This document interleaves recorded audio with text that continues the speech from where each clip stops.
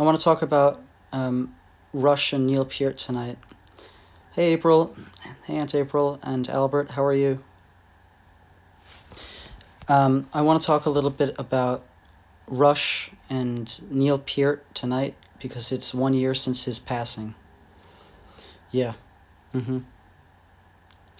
I'm doing well. I'm feeling a little bit better because I just spoke for an hour and a half on Facebook about Neil, and I feel better because I did speak, and speaking is important, and it's important that we either speak to our friends or family or a professional, especially with everything going on. So I encourage you guys to leave comments about your stories about Rush and Neil. Just feel free to comment. And I'll start with where I was when I heard that Neil had passed. And you can let me know in the comments where you were and how you reacted. I was at work. It was a year ago today, and it was a Friday, and it was about 4:10-ish. I remember it because I was in shock.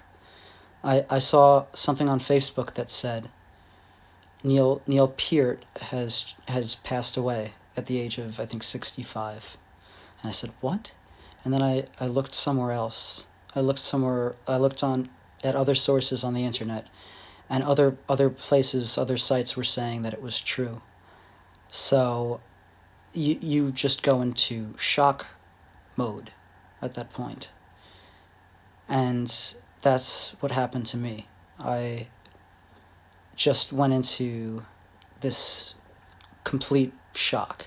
First, I texted my friends and I called my parents because we're fans. My parents got me into Rush. My parents got me into Neil and the band and their music, and I'll get into that a little bit afterwards.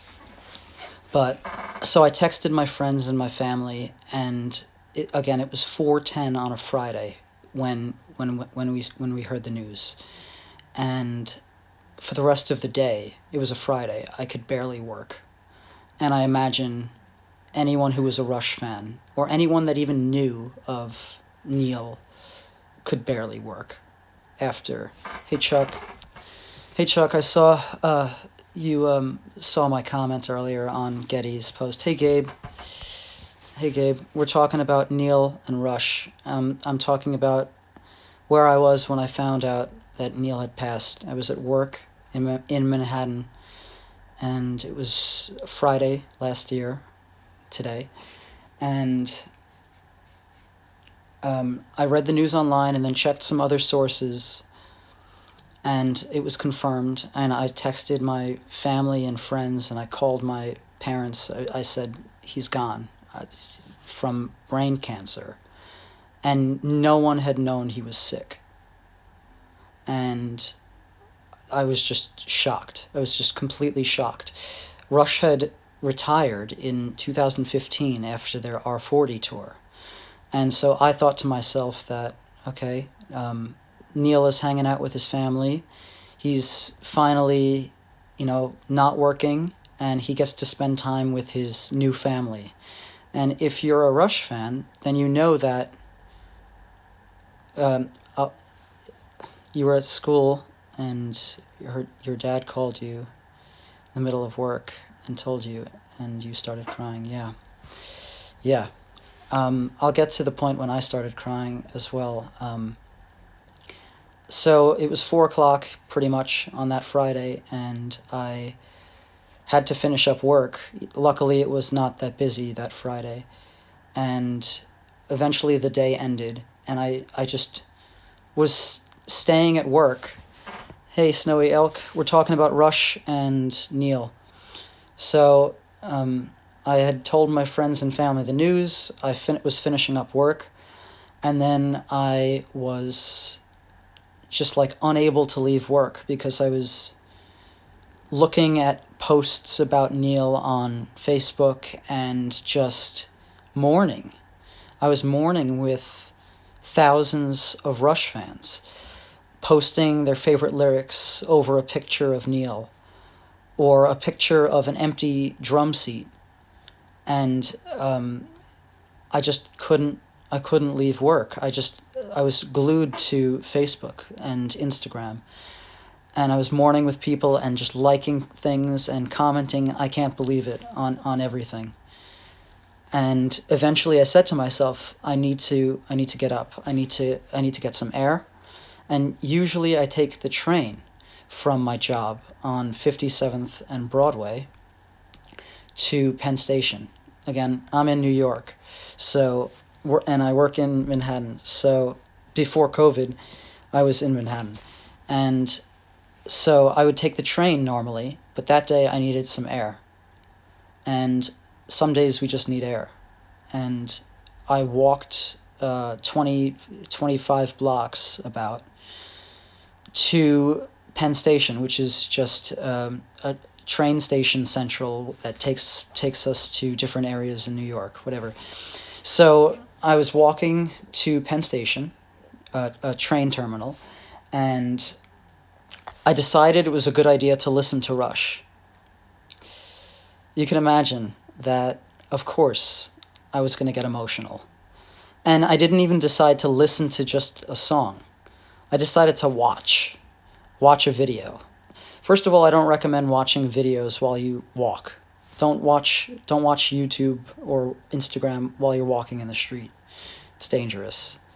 But I decided I should be doing that. I should be watching Neil. Hey, we're talking about Rush and Neil, and please leave your comments where you were when you heard that Neil passed and how you reacted. And so anyway, I'm walking in the streets and I'm watching a live video of Rush performing The Camera Eye from their Time Machine tour. That was the tour when they did all of Moving Pictures. And The Camera Eye is a song from Moving Pictures, and it's one of my favorites. It's in my top 5 favorite Rush songs, which I'll talk about after. But anyway, I was watching this video of The Camera Eye and walking in the street. And there's a section of the song when Geddy sings, "They seem oblivious to a soft spring rain, like an English rain." That section. "So light yet endless from a leaden sky." You know, that part. And then there's a whole drum fill through that section. So I'm watching that, and Neil on drums, he does something during that section that I learned that just changed my perception of music and just changed my life. If you watch this live performance, what he does during that section is he's slowly opening his hi-hat cymbal. And what that does is it creates tension.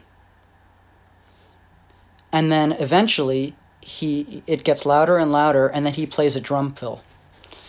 And it just shows his understanding of tension and release. And when I watched that, while I was walking in the street, I just started crying. I lost it. Plus, every drum hit, every snare drum hit seemed louder than usual that day for me because of what had happened. So I remember coming home that night and again just going back to Facebook and Instagram and looking at all the pictures and memes that people were posting about Neil and Rush with their favorite lyrics, and I was in mourning. And after listening to The Camera Eye while walking, I couldn't listen to Rush. I couldn't watch Neil. I couldn't listen to them for a few days. I just couldn't do it. And I was saying before on another live stream that for some people it takes a certain amount of time to not accept it, but to just be okay with seeing images of that person again, or hearing that person's voice, or hearing that person perform. And it took me a few days, and for other people it might be weeks, months, years. I know people who can't listen to songs anymore, or bands anymore, because it's associated with a memory or something like that, and it's completely normal. Hey, Mr. Tings. I was on my couch when I opened the YouTube app on my iPod, and CBC had a video under the news category. Yeah, that was what I saw. I think that's what I saw, CBC. You found out? Yeah, so right, we didn't find out today. We found out on January 10th. Right. So he passed a year ago today. And the world found out on January 10th. They kept it under wraps for 3 days for the family's privacy. Neil was very private, and he was even private in death, and that's what he would have wanted, so that's what he got. But I was just so upset that, he had just finished a 40-year career, and that he finally got to relax and spend some time with his family, and that was taken away from him. That's very rough. Because in the late 90s, he was previously married to another woman, and I think she passed away from breast cancer. And within the same year, in 1997, he lost his daughter in a car crash. So his family was, destroyed. So this was his second chance so he remarried several years later. Again, it takes people a long time to recover and start over. And I'm glad he was able to, but he wasn't able to fully enjoy it, or enjoy it enough. And it makes me really upset that he had to get that he had to get brain cancer. And I read an article today on Rolling Stone. Rolling Stone released more information about Neil and his final years. And I think in 2016, the article said that Neil was always super well read, and he kept his mind active, and he was always reading new things, and he also was doing crossword puzzles. And I think in 2016, hey Brittany and hey Phillips, in 2016, he was doing a crossword puzzle, and he started to have some difficulty that wasn't normal to him. And I think that was the first sign that something was up, something was wrong. And then, again, according to this Rolling Stone article, a couple of months later, he was not himself, and he was acting depressed. And then he got checked at a doctor, where he found out that he had brain cancer, glioblastoma. I don't know if I'm pronouncing that correctly. And then, the rest of, his life was battling that. And I just can't imagine, I'm glad that he was able to come out on top and still be, at the top of his trade at the end of his career, and that he had privacy in his final couple of years. But I do want to mention a couple of things that I've taken from him to move this away from the sadder part. But I feel I'd like to encourage you guys to write your story. Where were you when you heard that Neil passed, and how did you react, and how long was it before you could listen to them again? Let me know in the comments. So let's see what other things I want to say about Neil, because I was able to talk about it for an hour and a half before, and I'm sure I could talk about Neil and Rush's music for a long time. So, how I first heard Rush. This is fun. I went to summer camp, and sometimes we had late nights, so the school buses that would take us there wouldn't take us home. We'd have to get picked up by our parents. Listen to it all that weekend. Yeah. Yeah, it took me a couple of days before I could listen to them again. So anyway, I used to go to summer camp, and we had these late nights, and one of the late nights my dad picked me up, and in his car he had like a bunch of CDs, a bunch of mixtapes, and on one of the CDs was Limelight. So Limelight was the first Rush song that I heard. When my husband told me somewhere, I don't know, he looked at me, I'm like, what? And he said, goes, Neil died. Yeah. Yeah, Gabe, I'll get to favorite songs in a few minutes. Stick around. Hey, Gabe, I was talking about you before and how connected Rush fans are and how amazing it is. Anyway, who's this? I have a Facebook thing open, so... Okay, I was talking about I was at summer camp, and my dad picked me up, and I heard Limelight. And I heard Limelight, and I thought Geddy Lee sounded like an alien. And I imagine a lot of you who hear Geddy the first time think that he's an alien, and then eventually you're like, he's good. So, so Limelight was the first song that I heard, and then a couple of years later, in 2007, I bought the game Rock Band, the video game Rock Band.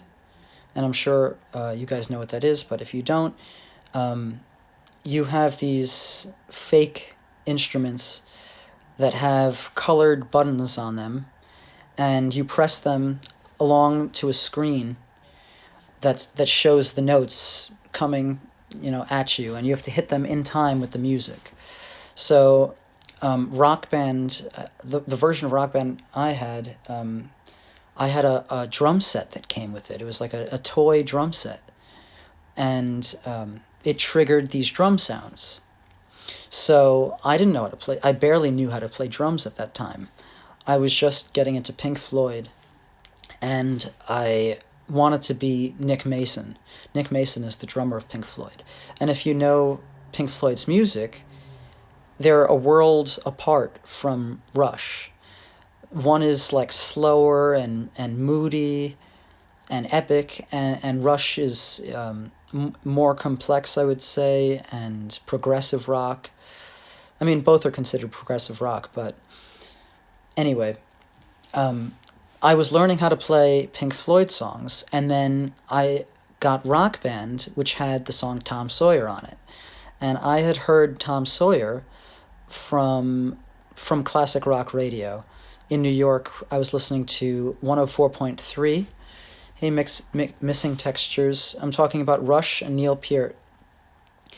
And how I first heard them and my whole kind of journey with them. And I encourage you guys to write your stories too, because Rush community is family. So, so I had the song Tom Sawyer in Rock Band, and I put it on the easiest setting, and I could barely do it because drums were again new to me, but I was inspired to learn it. I didn't want to play any other song in the game, maybe Black Hole Sun by Soundgarden, but whenever I played the game, it was Tom Sawyer or Black Hole Sun, and I just wanted to become a better drummer because of this guy. I didn't even know his name at that point because I wasn't a fan. I wasn't a big fan. So what I did was I think I bought a DVD of theirs called Snakes and Arrows Live, which was just a video of their Snakes and Arrows tour, in which they played songs from Moving Pictures and Signals and their latest album, Snakes and Arrows. Hey Ronaldo, talking about Rush and Neil, and how I dealt with Neil's passing and how I got into Rush's music. Feel free to leave your story in the comments, how you found Rush and how you're dealing with Neil's passing. So yeah, anyway, I bought this DVD, Snakes and Arrows Live, and I finally got to see what they looked like. And Geddy's voice matched his looks, and then I saw Neil's drum kit, and it's this huge, multi-piece kit with tens of toms and cymbals, and it was just like 360 degrees. You could just, go completely around the kit.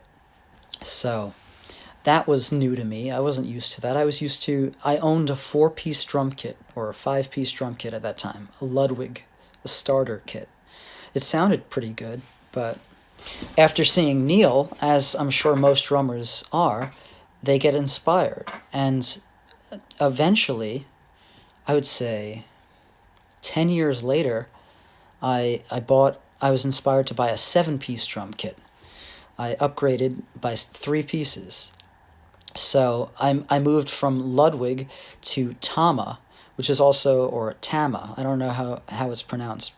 But anyway, I loved the sound of this Tama kit because it had these extra toms that were higher in pitch that Neil had on his kit.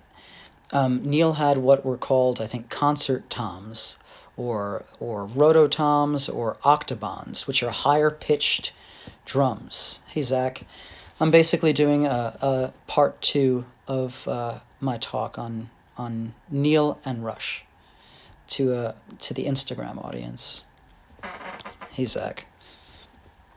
So I was inspired to get a larger drum kit because of Neil, and I want to talk about Neil's influence on me as a drummer as well, and what I've learned from him, and maybe you can tell me what you guys have learned.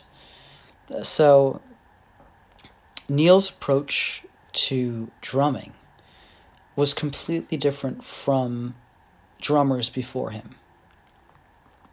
And what I mean by that, Ringo from the Beatles was amazing at coming up with drum parts that weren't just a standard. He did that, but he also came up with very inventive parts that he composed for the song. It wasn't just your standard beat. So there was more thought into it, and it made the song more unique. So Neil had that same approach to writing his drum parts, and he would come up with certain unique drum patterns that, if you heard them, you would say, oh, that's Rush, or that's Neil. And, with thousands of drummers out there, to, have this identity is pretty amazing. And that comes down to, the ideas that he had, his playing, his sound, the way that he was recorded, the way that he was mixed and produced. And he worked with, and Rush worked with, some of, the greatest engineers and producers. Neil worked with Terry Brown for like 15 years. Terry Brown was Rush's most famous producer, probably responsible for a lot of their sounds, and maybe even arrangements.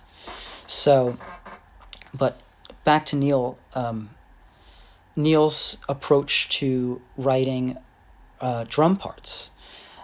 So if you look at one of his songs, or one of Rush's songs, Subdivisions, which a lot of people like because it's one of their biggest hits, one of their biggest singles, you can see how Neil approached the drum part if you look at each of the verses in the songs, so the verse is not in the high school halls, in the shopping malls, that's the chorus. If you think of growing up, it all seems so one-sided, opinions all provided, that section.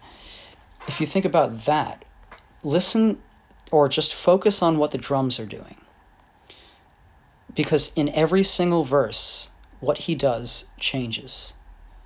And it becomes more and more complex as the song develops or as the song progresses. So what he does in verse 1 is different from what he does in verse 2, and it's different from what he does in verse 3. And even what he does in the chorus sometimes changes. So he'll take what we call a theme or a motif, M-O-T-I-F, and then he will put a variation on it. And that's something that composers do. And that's part of what makes Neil so great, is that a normal drummer, a regular drummer, would just play a beat throughout the whole song and maybe just, change something up in the chorus, or maybe change something up in the last chorus. But no, Neil couldn't settle for that. It would be too simple. And he did what he felt was right for the song. And that approach, lasted throughout his career. And this approach to, applying variations to a theme, it transferred to his lyric writing as well. And I mentioned a song in another live stream that I did earlier called Losing It. Losing It is a song about people who lose their abilities in what they're good at. And Neil was Rush's primary lyricist. And he basically wrote about three professions that, were great at what they did and then eventually lost their abilities. So in the first verse, he might write lyrics about a dancer performing. And then, he might put a variation, well, not very yet, sorry. He introduces the idea of a dancer performing. And then later he talks about that same dancer losing her abilities to do what she was good at, to do what she loved. And it's a sad song. It's a topic that, people don't want to talk about. But anyway, to go back to his idea on variations, he mentions a dancer. He mentions in the second verse or third verse, he mentions a writer losing his abilities. Camera Eye. Right, Camera Eye is another example. Camera Eye is a top 5 favorite song of mine. Camera Eye is another example of Neil using variation. And in the beginning, he writes lyrics about New York and an angular mass of New Yorkers. In the second half of the song, he takes listeners to London, and he talks about Westminster Abbey. So that just shows how he thought. He was always just thinking, how can I, how can I relate to this? How can I make a comparison to this? How can I introduce another thing that's related to this? What other places, what other people share these qualities? It's very heavy. It's very, heavy writing, very heavy thinking. And, I wasn't thinking about that stuff. I don't write lyrics. I'm a listener. I listen mostly to the music, but, with Rush, I can hear the lyrics. Vital Signs. I don't know the lyrics too well on Vital Signs, but I trust your judgment. Camera Eye and Losing It are great examples of Neil's approach to variation. And he uses variation on so many things. On the drum fills in Free Will, in the chorus to Free Will, his fills change. A chorus is supposed to stay the same.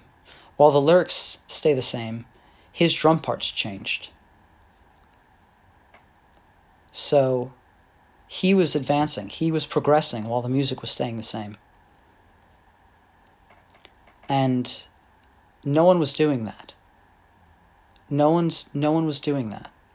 He started that, to my knowledge. And if I'm incorrect, please inform me on. I'm sure there were other people that maybe thought that way, but I don't know of them. Necromancer, Hemispheres. Yeah, Hemispheres is definitely more fantasy. Necromancer, I don't know the lyrics too well. Hemispheres, I don't know the lyrics too well either. But I used to listen to it a lot. I love the production and mixing on Drums and Lyrics for Vital Signs. Yeah, I'll have to listen to it later. Hey Chester, we're talking about Rush and Neil, and Neil's approach to drum parts, lyrics, and we were just mentioning how he'll change up his drum parts in verse 1 of Subdivisions, and his parts will change in verse 2, verse 3, whatever. And sometimes he changes his parts on choruses. And he's just a master. And it doesn't disrupt the song. He always knew pretty much what was right for the song.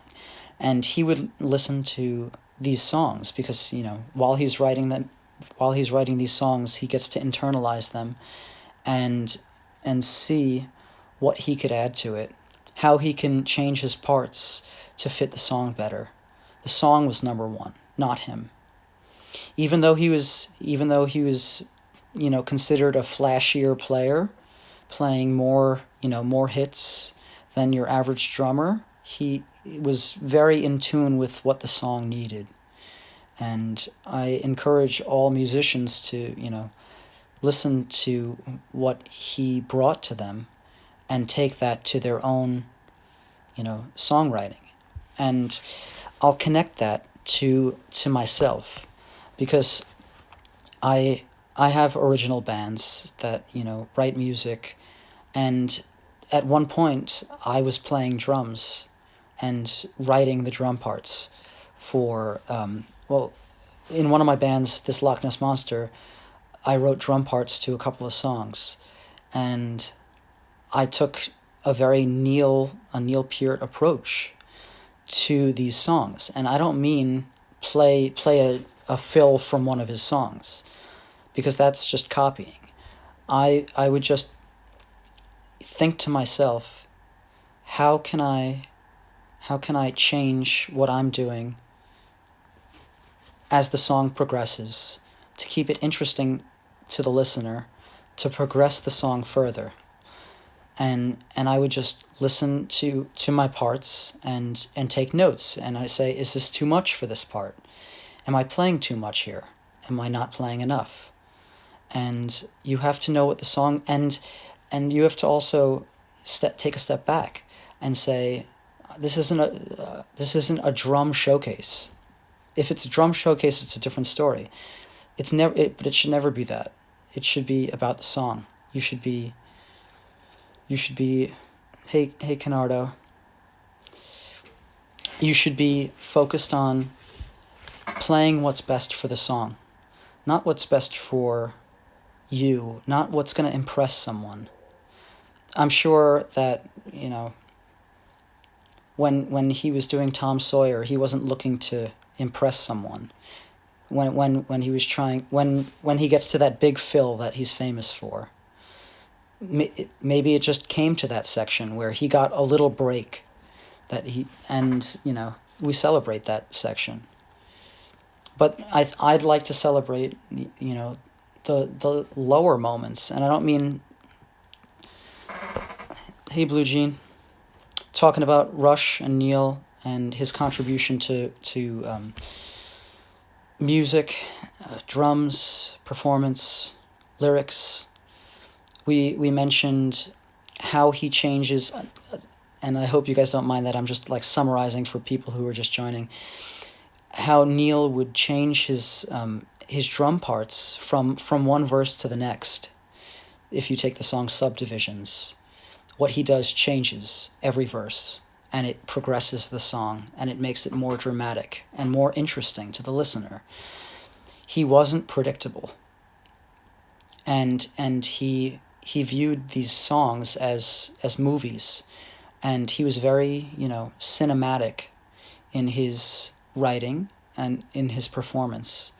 And there's another one of his songs, I think it's called The Pass, where Geddy sings the line, and slam the door on me. And at that point in the song, Neil will hit his snare. He'll hit it with two drumsticks at the same time. That's called a flam. When you hit them at the same time, dun dun da, dun dun da, Queen, right? Dun dun da, dun dun da. That's called a flam. F-L-A-M. And the sticks hit like a millisecond apart. That's called a flam. So anyway, in the song The Pass, Neil hits this flam when he says, when Geddy sings, and slam the door on me. I'm going to see if I could pull it up. The Pass. Do I have it? Yeah. Let's hope that Instagram doesn't take it down.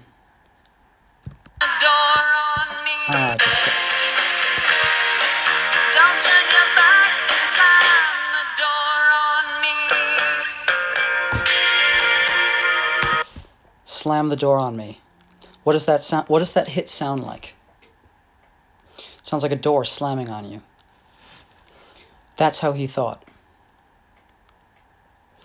And I'm teary-eyed just playing that for you. That's just one example. He was a genius. He is a genius. I could pull up other songs that will inspire tons of conversations. But what's your guys' favorite Rush song? Oh, I was going to mention 5 of my top 5. And please comment your favorite Rush songs in the comments. Wow, I could see my eyes are glassy. Where'd my water go? And I encourage you guys to, breathe if you're overwhelmed by this, and or talk to your friends, talk to your family, talk to a professional, because talking about Neil's passing or anyone's passing is hard. It's very hard, and when this first happened, it was extremely hard for me, and it's still hard. So, breathe, water, talk.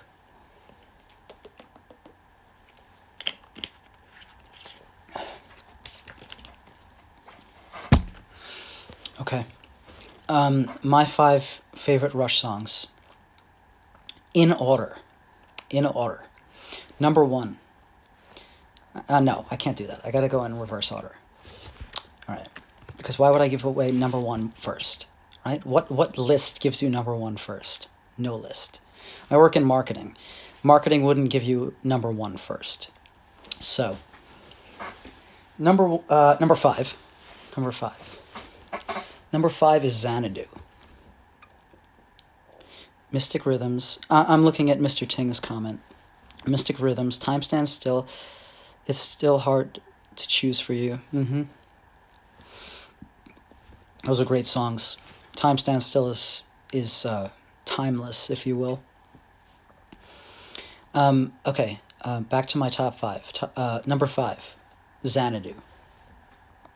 I don't know if you want me to say anything about Xanadu, but the version from Exit Stage Left blows my mind and continues to blow my mind. There's a drum fill that Neil does where he goes around the kit. It's in the last chorus. Maybe I can pull it up without Instagram taking it down.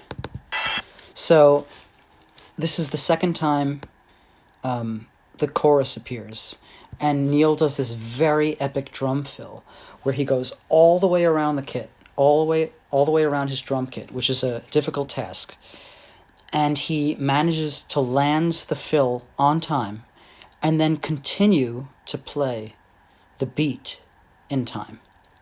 Listen to this. I don't know if I have it queued up right. Let's see. Jesus, that's loud. All right, hold on.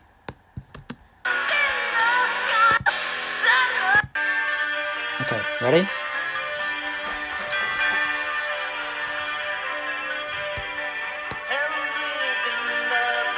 Here it comes.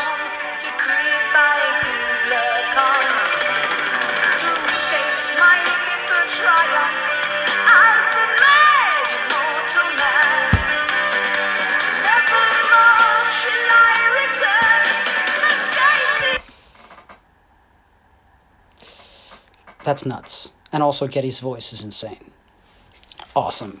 I can't believe he nailed that note. That's like the perfect note value for that. He hit that note so perfectly.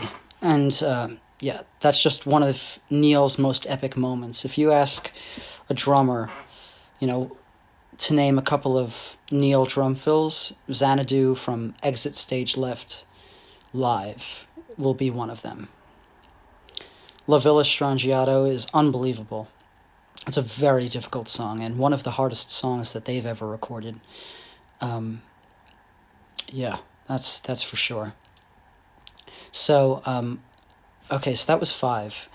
And that fill is not the reason that I like this song. That's just one of, his technical, amazing, abilities. It just shows off how, technically adept he was. But besides that, Xanadu is an incredible song. And it's very epic, and it's also very long. But it doesn't feel long. And that's thanks to Rush keeping things interesting. And that ties back into Neil keeping things interesting on the drums or whatever. A lot of the times the music stays the same, the lyrics change, but the drum parts are constantly changing. And that's why the song doesn't feel as long as it is. My hair is going outwards. I need a haircut. COVID. Okay, that was 5. Okay, next. Let me see my Rush songs. I think 4 is The Camera Eye. And I mentioned The Camera Eye earlier. The Camera Eye is from Moving Pictures, 1981. And I just love the sound of the drums on that record. I think it's probably the best that Neil's drums have ever sounded. They were still working with Terry Brown, their producer, and I can't recall the engineer, but I'll get it afterwards. The engineer has also worked with Dream Theater, but whatever. So Camera Eye tells the tale of New Yorkers and Londoners, whatever, England, people in England. So it's, also a pretty long progressive song, but it's got a lot of dynamics. And that is something that I really loved about Rush, and they captured those dynamics perfectly. And Neil's drum fills are amazing. And something I'd like to point out to you, to give you a kind of guided listening, even though you might recognize this yourself, is that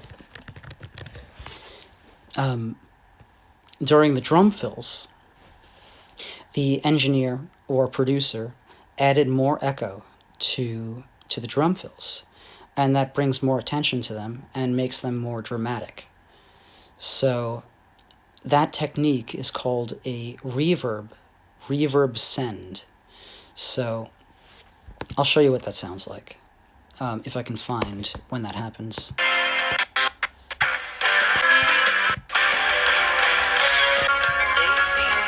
Okay, coming up.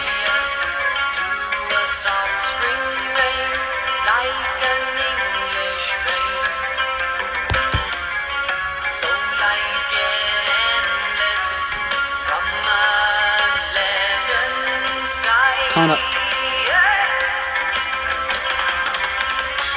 That. Da da da da da da da. They added more echo to the drums for that fill. And then later on, the same. So, okay. I'll show you Neil's variation here. You can actually hear it. So, he doesn't like to play the same thing twice.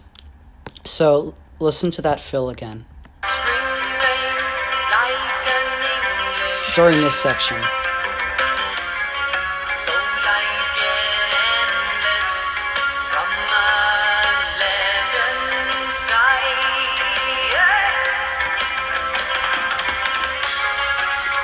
Da da da da da da da.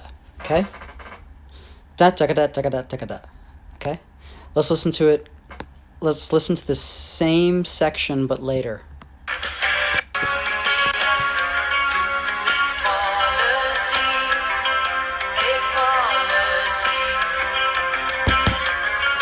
He does that again.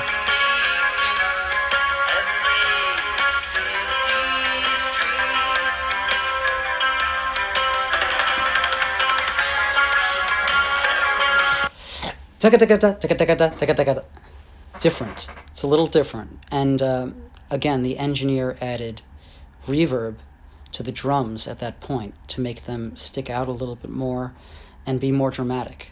So that's called a reverb send. And that's something that producers and engineers, sound engineers, add to instruments or vocals to make them stand out or be more epic at certain points. Another example would be in Led Zeppelin's song Kashmir, which I'll just pull up because why not? Oh. So in Kashmir, there's a point where Robert Plant sings, "Where I've been," that section, you know that.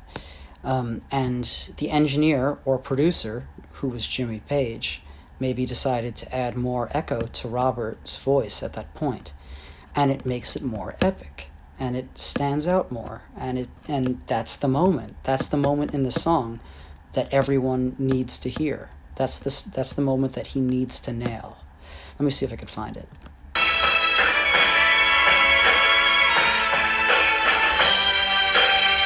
As the sun fills the ground,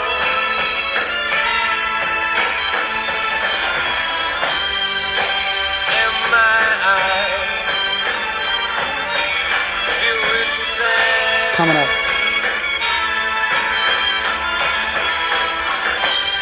So you want to listen to when there's more echo, more reverb on the lead singer's voice here. So on Robert Plant's voice, and that's called a reverb send.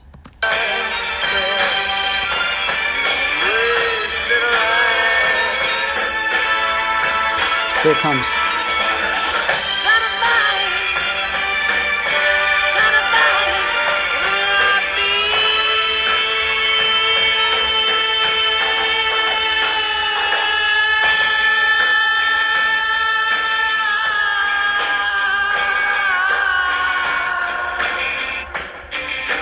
So you see how there was more echo added? There's more echo added as his scream went on. And it just creates this atmosphere and epicness to an already epic song. So having Neil's drums, with more reverb at that point, stuck out to me. And that was a technique that I learned like right then and there. I said, maybe I could add echo. Maybe I could add reverb to drums when at a certain drum fill. Or maybe I should add reverb to a voice at a certain point. So not only did Neil inspire me to, play better or play like him or try to play like him, I learned some production things by listening to Rush. and that's a very important thing when you're making a song or trying to present a song to an audience. Oh, I'm hungry. My stomach's growling. Let's see what other things we can talk about. So that was 4. Camera eye. Camera eye. Oh, and another thing about camera eye that's so good is the ending. So I call... this is one of my favorite things that Neil does, and I don't think he was the first one to do it, but he definitely wasn't the first one to do it. But listen to this pattern. So he basically is like climaxing on drums. And when I say climaxing, I mean the song is reaching a climax.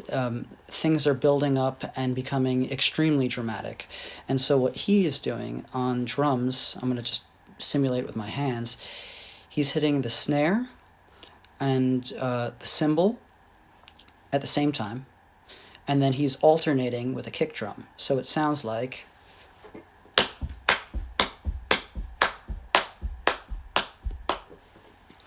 And sometimes he'll slow down when he's doing that, and that signifies that something is changing or something is ending.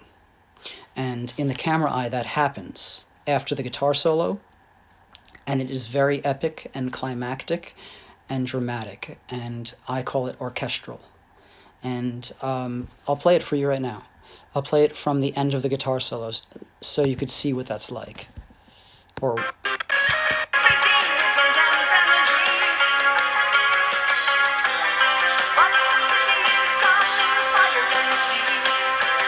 You'll hear the whole solo.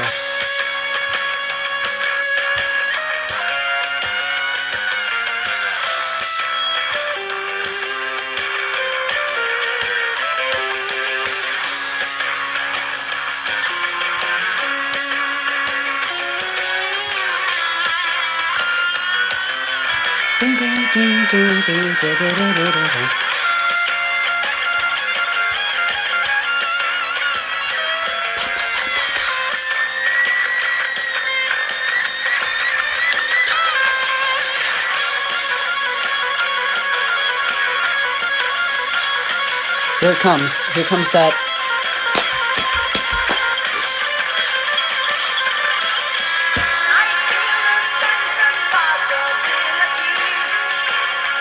Now.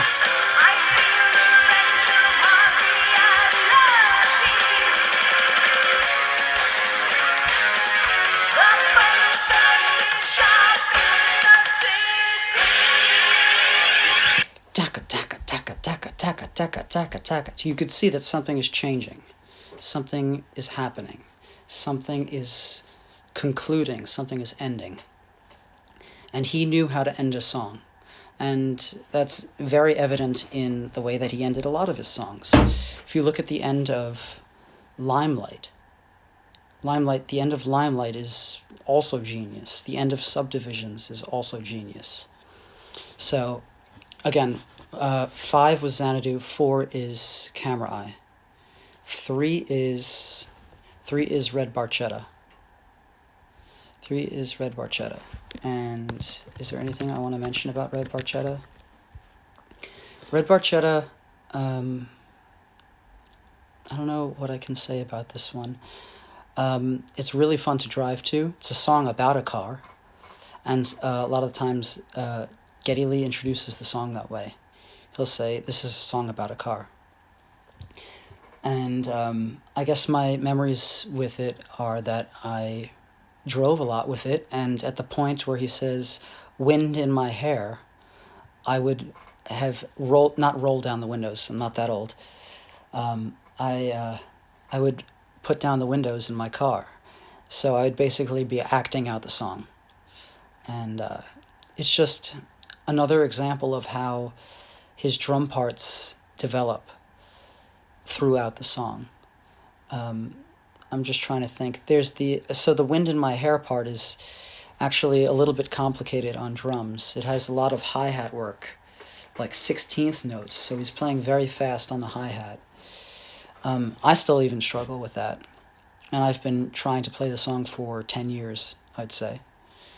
But otherwise, it's a great melody, and it has just a great energy, great dynamic, and of course, I love the mix on that song. If I think about anything more related to Red Barchetta, I'll bring it up. Moving Pictures is the result of Doc Brown and Marty McFly, DeLorean, and their way through the Cars and Radiohead's OK Computer. That's funny. Probably true. Probably true. Yeah. Okay, so Xanadu, Camera Eye, Red Barchetta. That's 5-4-3. 2. My second favorite song is Free Will. And it used to be my first, but it moved down. And I don't know why it is, but maybe it's just the way that the song ends that put it at number 2. So, Fountain of Lamneth. I don't even know if I'm pronouncing that correctly. Yeah, that's a good one. Is that on Caress of Steel? Hey, Blue Jean. Is that Caress of Steel?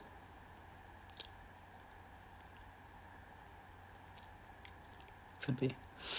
Okay, so 2 is Free Will. Free Will was my favorite song for a long time. I think that Rush got it down. They nailed the formula on Permanent Waves. Before Permanent Waves, they were more experimental and had longer tracks, longer songs, and maybe they didn't get their ideas into the most radio-friendly ways. And then Permanent Waves, they took all of the elements that made them great, and they put it into like 5-minute format. And there's tons of songs on that record that are like 5 minutes long. They still have like Natural Science, which is over 5 minutes. But other than that, they nailed the formula of catchy hooks, great lyrics, like foot tapping or just any tapping songs. Free Will is an example of that, where if you're in a car and you hear it, you can choose a ready guide in some celestial voice. Hit. Who doesn't tap on something there? And that's what Neil made us do. Neil made us, feel, touch. That's what drummers are supposed to do. Different strings, yeah. That one's pretty. You expect that song to like take off with that guitar solo, but it kind of just fades out. Different strings is very pretty. I think someone's playing keyboards on that. Maybe even Alex is playing keyboards. I could be wrong. But what else is on that record? Spirit of Radio, Entre Nous, which one of my friends, Steve Murphy, just covered, and it's on YouTube. You can search Steve Murphy, Murphy. He just covered Entre Nous, Entreneous, which means, I think, just between us or something like that. French, Canadian. That's a great song. And again, sticks to the 5-minute format. Just well done. Really well done, and it captures a lot of elements, even has 12-string guitar in it. And again, Neil's, introducing, French, to people who, didn't know anything about it. He's just, teaching us all the time, whether it's in his drumming, lyrics, titles, whatever. He made us curious. And for that, I'm completely thankful. Endlessly thankful. What else is there? Okay, so we did I didn't mention more from Free Will. So Free Will has my favorite Neil drum fill. And I explain this as a king just like shouting orders. It's very royal, regal, amazing. I'll play it for you. It happens after the guitar solo in Free Will. and the fill is da da da da da da.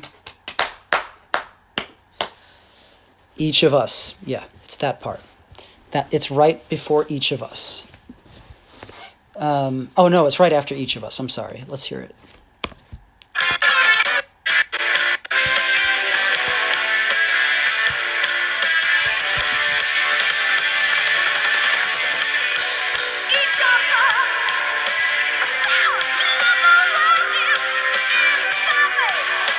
Here it comes.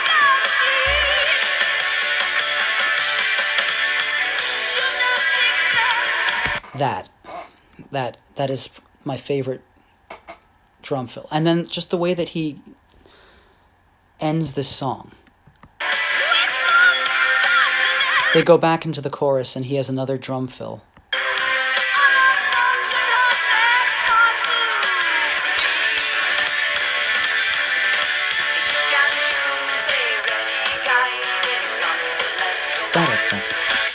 See, that's already different. Da da da da da da. Instead of you can choose a ready guide in some celestial voice.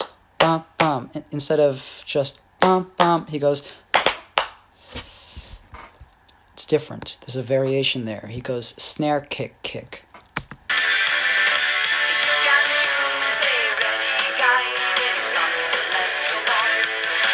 Snare kick kick. Snare crash. I like to call them K crash.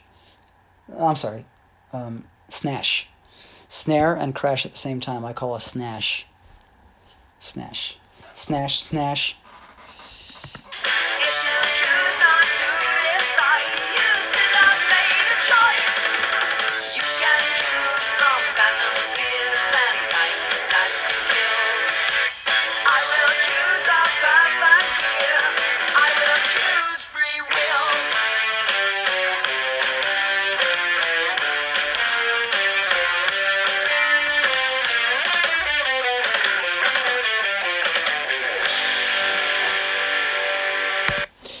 Free Will, number 2. And also, I love the lyrics on this song.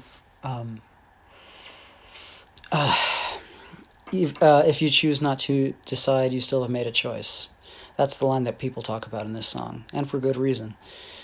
And now, my number 1 pick. Yeah, he was that good. He was. Yeah. My number 1 pick, you want to guess it in the comments? It's actually surprising, but not surprising at the same time. A lot of people have this as their number 1 pick.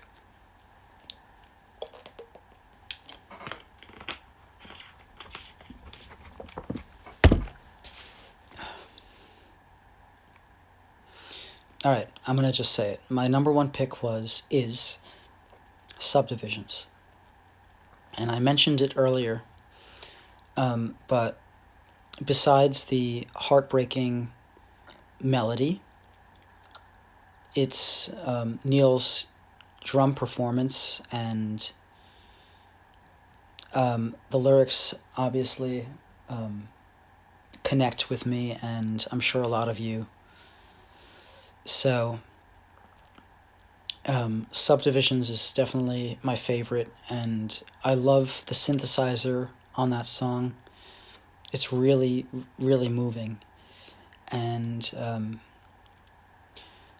I mentioned much earlier in the stream about how Neil changes his drum parts from verse to verse, and that's the song where he does it best. He just adapts and modifies what he's doing to push the song further. And maybe I'll play a couple of samples of that just so you can see. I'm gonna get to the verse where the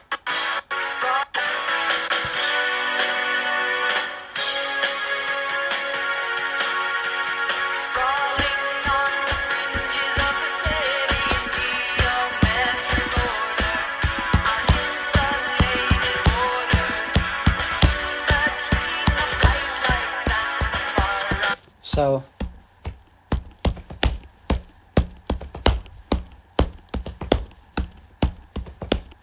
That's what he's doing first verse. Let's listen to the second verse, wherever that is.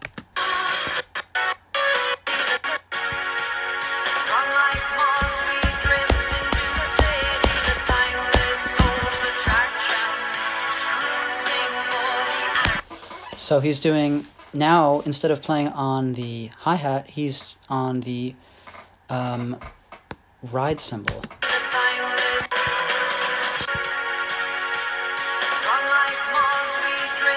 Hi-hat.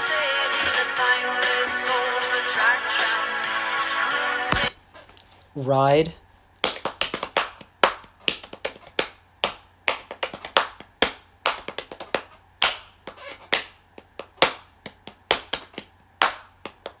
And then the next verse.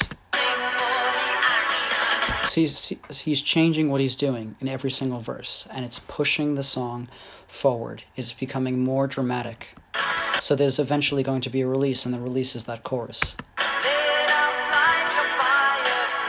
Yes, I have. It's unbelievable. And also there's another video. Neil did a instructional video for Hudson Music, and he basically played the track. He was listening to the original track, and he just plays along to it, so you could see exactly how it's done. But let's listen how he changes up again. So he was just doing...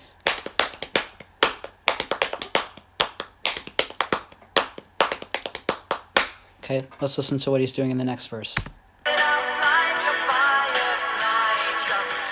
This is still the same verse.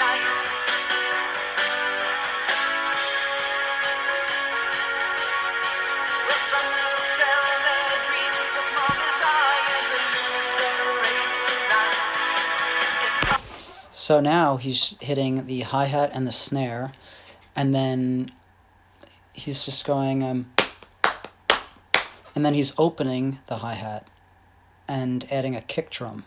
So he just completely changed the pattern. And now that he's got the snare hitting on every single hit, it becomes more intense. I would say more dramatic, because he's hitting more constantly. Snare, snare, snare, snare, snare. Quarter notes.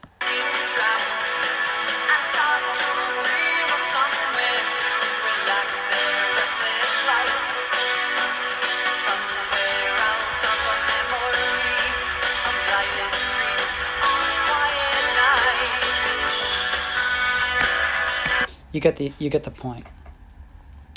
So that just shows you how he thought about his drum parts, and this is just one song. Obviously, I love the outro of this song, which I'll play if I know where that is.